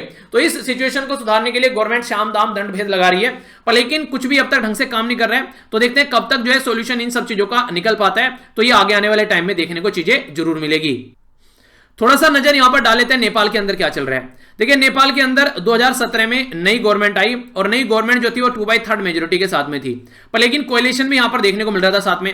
जो कोएलिशन था यहां पर जो काम कर रहा था, यहां पर आज के में जो प्रेजेंट गवर्नमेंट थी यहां पर ओली शर्मा जो ओली थे जिनकी अध्यक्षता में काम चल रहा था, उन्होंने क्या किया, जो उनके साथ में गठबंधन में लोग थे उनकी बिल्कुल भी उनको पावर देने से मना कर दिया। और फिलहाल अभी नेक्स्ट ईयर यहां पर 5 साल कंप्लीट होने वाले थे, बीच में ही इन्होंने जो इनकी असेंबली थी एक तरीके से उसको डिसोल्व कर दिया और यह बोला गया कि अभी अगले जो साल में अप्रैल के महीने में यहां पर यानी कि चौथे महीने में इलेक्शन कंडक्ट कराए जाएंगे।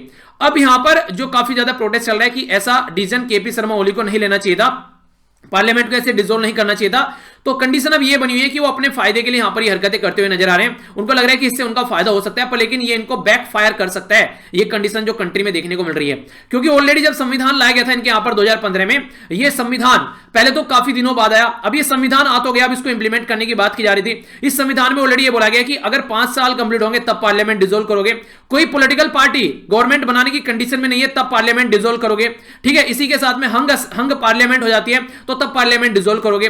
तो ये कंडीशन कंडीशन है पार्लियामेंट डिसोल्व करने पे। ऐसा नहीं है कि आप लोगों को सपना है सुबह उठ के पार्लियामेंट को डिसोल्व कर दिया, ये कौन सा तरीका होता है? तो ये सही तरीका नहीं है, इससे आप लोगों को थोड़ा सा बचना पड़ेगा। तो इसके ऊपर फोकस देने की कोशिश की जा रही है, ठीक है। तो इसके बारे में आप लोग आइडिया रखिएगा। तो ये हमारा पड़ोसी देश है नेपाल, जहां पर ये हरकतें होती नजर आ रही हैं। नेपाल को उत्तराखंड, उत्तर प्रदेश, बिहार, वेस्ट बंगाल और सिक्किम 5 राज्य हमारी कंट्री के टच करते हैं, ठीक है। तो ये इंटरनेशनल बाउंड्री है जिसके बारे में आइडिया रख सकते हैं। नेक्स्ट यहां पर कोविड-19 के बारे में हम लोगों ने बात करी ली, सीवियर एक्यूट रेस्पिरेटरी सिंड्रोम, ठीक है। तो सीवियर एक्यूट रेस्पिरेटरी जो सिंड्रोम है उसके बारे में SARS, ठीक है। तो यहां पर जो हम लोगों ने इसके बारे में कई बार डिस्कस भी किया है। ये अभी यहां पर दूसरा कोव-2 आप लोगों को बोला था, यहां पर जो वायरस आया ये यहां पर इससे पहले 2002 में चाइना के अंदर देखने को मिला था, जिसको severe acute respiratory syndrome CoV यानी कि कोरोना वायरस बोला गया था। 2 इसलिए बोला गया, अब दूसरी बार भी आ गया, ठीक है। तो कंडीशन क्या है, इसको थोड़ा सॉरी तो कंडीशन क्या है यहां पर? कंडीशन यहां पर ये आज के डेट में कि ऑल ओवर वर्ल्ड में डोनाल्ड ट्रंप जैसे लोग थे यहां पर, ये तो ये इसको हैंडल नहीं कर पाए प्रॉपर वे में। हमारी कंट्री वर्ल्ड में दूसरे नंबर पर, इसका मतलब हमारी कंट्री प्राइम मिनिस्टर भी इसको ढंग से हैंडल नहीं कर पाए। लॉकडाउन इतना टाइट लगा दिया, लोगों के अंदर इतनी हफरा तफरी हो गई, इकोनॉमी बर्बाद हो गई, पर लेकिन रिजल्ट जो है वो अप टू द मार्क यहां पर देखने को नहीं मिला। तो इसके चलते यहां पर जो रेस्पॉन्सिबल होने चाहिए थे, जो डेमोक्रेसी है, देखिए अगर आज के डेट में कोई गलत काम करता है तो यहां पर उसकी रेस्पॉन्सिबिलिटी रहती है कि हाँ यार मेरी ये रेस्पॉन्सिबिलिटी है, मैं इस गलत काम की जिम्मेदारी यानी कि रेस्पॉन्सिबिलिटी लेता हूं। अब यहां पर कोई भी लीडर जो है उसकी रेस्पॉन्सिबिलिटी लेने के लिए तैयार नहीं है कोविड-19 की, चाहे वो कोई भी कंट्री क्यों ना हो। अच्छे से अच्छी कंट्री भी जो है वो यहां पर चरमराती हुई नजर आई कोविड-19 के सामने। तो हम लोग को सोचने के लिए मजबूर करेगा, फ्यूचर में कोई ऐसी महामारी फिर से आती है तो क्या हम लोग रियलिटी में उसको टैकल करने के लिए तैयार हैं? हम लोग क्या उसके साथ में लड़ सकते हैं? क्या इस तरीके की कंडीशन को हम लोग हैंडल कर सकते हैं? तो उसके बारे में क्या प्लान है वो एक तरीके से कहीं नहीं ऐसा देखने को मिल रहा है कि उसको चैलेंज जो भी यहां पर देखने को मिल रहा है उसके लिए हम लोग तैयार हैं या फिर उसको टैकल कर सकते हैं। तो ये सिचुएशन सुधारनी पड़ेगी, वरना कंडीशन जो है काफी ज्यादा खतरनाक होती आने वाले टाइम में आप लोग को नजर होती आएगी, ठीक है। बेसिकली यही बात यहां पर बोली गई कोविड-19 के बारे में। आइए अब थोड़ा बात करते हैं ओपन डेफिकेशन फ्री के बारे में, यानी खुले में शौच करना। ओपन स्काई टॉयलेट बोलते हैं हमारी कंट्री में नॉर्मली इनको, हमारी कंट्री में नहीं बाहर की कंट्री में बोलते हैं, इंडिया में ओपन स्काई टॉयलेट है। तो बोले कि ओपन स्काई टॉयलेट क्या होता है, मतलब खुले में शौच करते हैं भाई साहब, सीधा सीधा ये बोलो, क्यों इसको मॉडर्न टर्म बना रहे हो? तो ओपन डेफिकेशन फ्री यानी कि खुले में शौच करना हमारी कंट्री में अगर देखा जाए तो यहां पर जो टारगेट था 2019 तक, लेकिन 2 अक्टूबर तक महात्मा गांधी जी की जो 150वीं बर्थ एनिवर्सरी सेलिब्रेट करनी थी कि ओपन डेफिकेशन फ्री हम लोगों को करना है, और इसी के चलते स्वच्छ भारत मिशन हमारी कंट्री में लाया गया था। ग्रामीण भी यहां पर कई सारा स्वच्छ भारत मिशन, शहरी और ग्रामीण को अलग अलग तरीके से डिवाइड किया गया। तो अभी कंडीशन क्या है, ठीक है। तो एनएसओ का जो सर्वे है यहां पर उसके बारे में अगर बात करें, यानी कि नेशनल स्टैटिस्टिकल जो ऑफिस है उसके बारे में हम लोग बात करते हैं, तो स्वच्छ भारत मिशन का जो डेटा है उसके बारे में कुछ बातें आप लोगों को देखने को मिलेगी।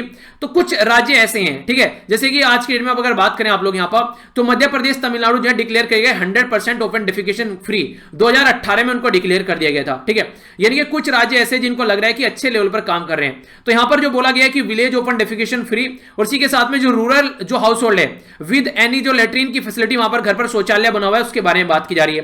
तो ये दिखाया गया यहां पर कौन कौन से एरिया में क्या क्या चीजें देखने को मिल रही है। दूसरा जो डेटा है यहां पर ये नेशनल जो एनुअल रूरल सैनिटेशन सर्वे उसके बारे में बात की जा रही है। तो ये डेटा यहां पर दिखा रहा है रूरल हाउस होल्ड जो है वो इंडिविजुअल जो शौचालय उसके बारे में बात की जा रही है, और रूरल हाउस होल्ड में जो एक्सीज है यहां पर अगर बात करें ओन टॉयलेट, खुद के घर में टॉयलेट बनाया, पड़ोसी के घर में जा रहे हैं, खेतों में जा रहे हैं, तो वो चीजें देखने की कोशिश की जा रही है। नेशनल फैमिली हेल्थ सर्वे, देखिए हेल्थ जो है डायरेक्ट कनेक्ट है। अगर इस तरीके से ओपन डेफिकेशन फ्री सोसाइटी रहती है तो कहीं ना कहीं सही डायरेक्शन में लोग चीजों को लेकर चल पाते हैं, वरना दिक्कत होती है। तो यहां पर जो रूरल हाउस होल्ड है विद इंडिविजुअल लेटरिन के बारे में बात की जा रही है, शौचालय के बारे में।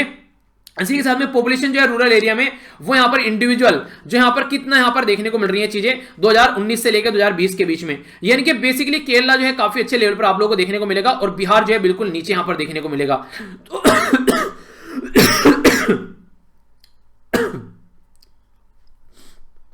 लंबी सांस खींच देता हूं ना तो इसके बारे में आप लोग एक मोटा मोटा आइडिया रख सकते हैं। तो ये डेटा है, कई बार एक हल्का सा आइडिया रखिए, खासकर अगर आप लोग के राज्य हैं यहां पर इन राज्य से बिलोंग करते हैं तो क्वेश्चन आप लोगों से पूछा जा सकता है। ओके, आइए आगे बढ़ता हूं। क्वेश्चन है आप लोगों के सामने यहां पर बात की जा रही है गाडाफी चैनल के बारे में। बोला जा रहा है कि यहां पर ये जो हॉर्न ऑफ अफ्रीका है उसके टिप पर आप लोगों को देखने को मिलेगा। दूसरा बोला जा रहा है कि एग्जैक्ट जो यहां पर जो सोमालिया है और जो यहां पर सोकोट्रा जो आइलैंड है उसके बीच में आप लोगों को नजर आएगा। कौन सी स्टेटमेंट करेक्ट है? ए में बोला गया 1, बी बोला गया 2, सी में बोला गया बोथ, डी बोला गया नाइदर 1 नॉट 2। सही आंसर बताइए ए, बी, सी या फिर डी। आप लोगों के हिसाब से कौन सा आंसर सही है? चलिए अटेम्प्ट कीजिए, देखता हूं कितने जो बच्चे हैं वो सही आंसर दे रहे हैं। सही आंसर दीजिए। तो एग्जैक्ट लोकेशन इसके यहां पर, ठीक है, इधर अपनी कंट्री आप लोगों को देखने को मिल जाएगी, थोड़ा सा जाओगे तो ये सोकोट्रा आइलैंड, और यहां पर हो गया ये एग्जैक्ट ये आप लोग ये वाला मैप एक मिनट देखिए, ये देखिए, ठीक है, इसमें आप लोग अच्छे समझ पाएंगे। तो आंसर सी सही है। तो यहां पर सोमालिया हो गया, ये हो गया सोकोट्रा आइलैंड, ठीक है। तो यहां पर हॉर्न ऑफ अफ्रीका, एरिटेरा हो गया, जिबूती हो गया, इथोपिया हो गया और सोमालिया हो गया। तो 4 कंट्री देखने को मिलती हैं। गल्फ ऑफ एदन हो गया यहां पर, ठीक है। ये यहां पर मैंने आप लोगों को बताया था, ये क्या लिखा हुआ है यहां पर, ये बब एल मंदेव, ठीक है, मंदेव। तो इसके बारे में डिस्कस की थी, जो कि कनेक्ट करता है रेड सी को गल्फ ऑफ एदन के साथ में। और ये हो गया यहां पर यमन, ये हो गया ओमान, ये हो गया gulf of Oman, Saudi Arabia हो गया यहां पर, और ये अरेबियन सी हो गया। अगर अपनी कंट्री के साइड में कंपेयर करें कहां पर है, तो यहां से आप लोग कंपेयर कर लीजिए कि यहां पर एग्जैक्ट लोकेशन आप लोगों को देखने को मिलेगी, ठीक है। आई होप कि आप लोगों ने इस लेक्चर को अच्छे से एंजॉय किया होगा। कोई भी अगर डाउट रहता है तो जरूर बताइए। और जो टारगेट आप लोगों को बोला गया है, एक मेंबर भी अगर 4 मेंबर को उठा देगा तो मॉर्निंग का टारगेट कंप्लीट हो जाएगा। तो देखते हैं कि आप लोग ये चैलेंज एक्सेप्ट करते हैं या फिर नहीं। और बाकी जो उठना स्टार्ट किए थे और फिर से सोना स्टार्ट कर दी हो, वो सोचिए कि आप लोग क्या कर रहे हो, ठीक है। उठो यार, जिसको जिस तरीके से अगर आप लोगों को रियलिटी में अपने टारगेट को लेकर कुछ लगता है कि यहाँ सीरियस होना है, तो सर्दी आप लोगों को क्यों आप लोगों के घुटने टिका रही है, सर्दी के घुटने आप लोगों को टिकाने हैं। यहां से जाकर पीडीएफ डाउनलोड कर लेना। मेरे साथ ट्विटर, इंस्टाग्राम, फेसबुक पर भी कनेक्ट हो सकता है अगर आप लोग अवेलेबल हैं, वरना अगर नहीं है तो यहां पर कोई भी अकाउंट बनाने की जरूरत नहीं है। एक बार सिलेक्शन ले लो, उसके बाद बना लेना, ठीक है। और लेक्चर को शेयर जरूर कीजिए, ज्यादा से ज्यादा लोगों तक आप लोग इसको पहुंचा सकते हैं। अगर आप लोगों को फायदा हो रहा है तो दूसरों को भी फायदा जरूर होगा। और ज्यादा सेल्फिश बनने की जरूरत नहीं है, ये चीजें जरूर कीजिए ताकि ज्यादा से ज्यादा लोगों तक ये चीजें पहुंचाई जा सके। क्योंकि अच्छी चीजें बांटने से बढ़ती है, बोलते हैं खुशियां बांटने से बढ़ती हैं। तो खुशियां पहुंचाइए लोगों तक यार। मिलता हूं नेक्स्ट लेक्चर में। बड़ों को नमस्ते, छोटों को प्यार, छोटी सी लाइफ एंजॉय करें यार। तब तक के लिए जय हिंद।